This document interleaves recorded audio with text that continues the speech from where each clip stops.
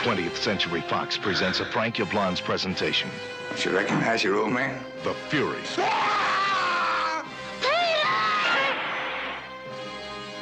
The Fury, a Brian De Palma film. An experience in terror and suspense.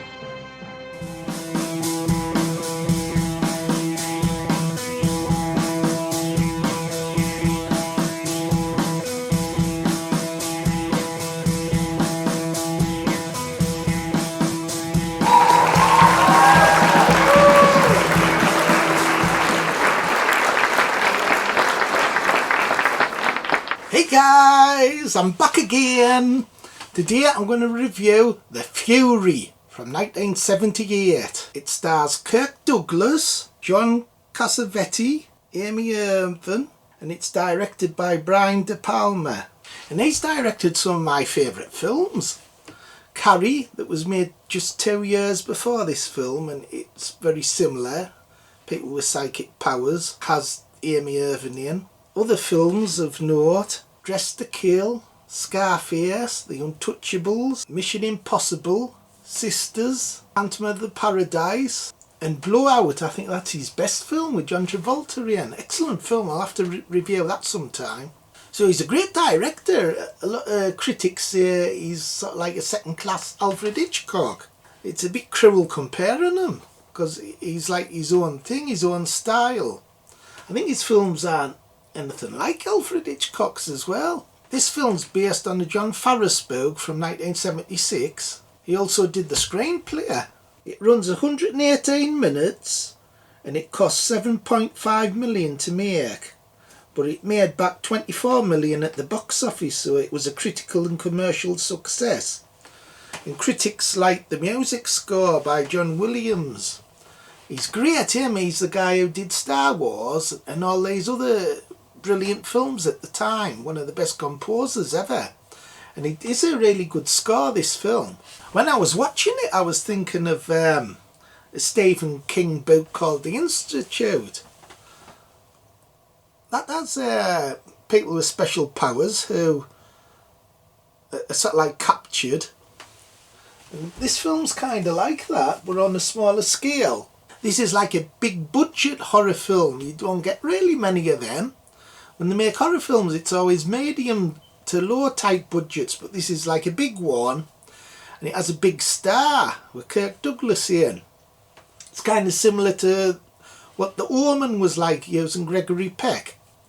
So in this it's Kirk Douglas, and he's really good in it as well. It does make a great difference when they use great actors in films, like usually horror films, like recent ones, they just like have bimbos and they go for looks and young cast.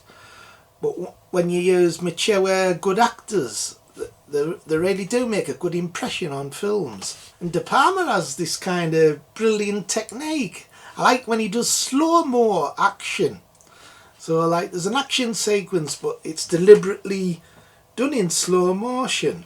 And there's one or two good sequences in this film that uses that technique. I like it. In the film, Kirk Douglas's son gets kidnapped because he's got these special powers. This shady government agency wants him, so they kidnap him, and Kirk Douglas is trying to get him back. And he finds out this other girl has this kind of special power, so he kind of teams up with her. She escapes from where they have a prisoner, and he uses her to try to locate his son, because she can sort of like see him in her mind. So it's really good. He's using her power to find his son. His son's getting tested all the time, and he's getting emotionally betrayed by this woman who keeps going with him and promising him all these things. Hey, that dirty woman gang with that lad. Dirty hoe.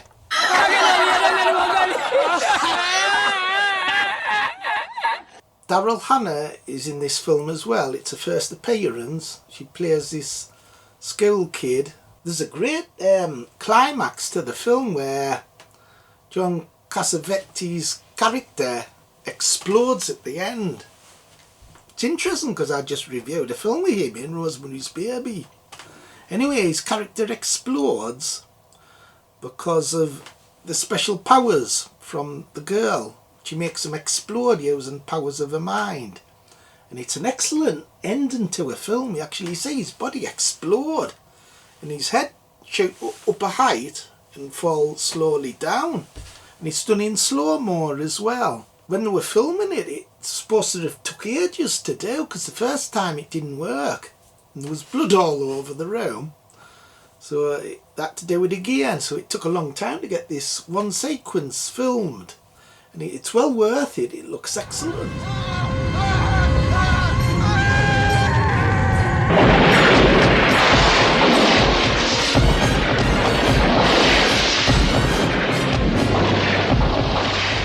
That bloody fellow though blew up at the bloody end of the film.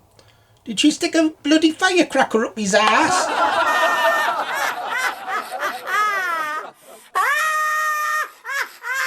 This is like a serious horror film. It's not really campy or anything. And it's like a thriller to start with before like the true horror begins.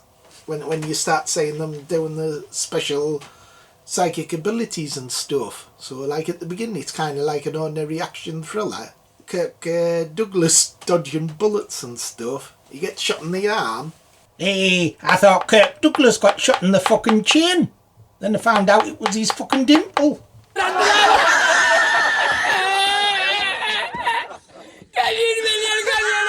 It's also interesting that the Blu-ray has a ton of extras.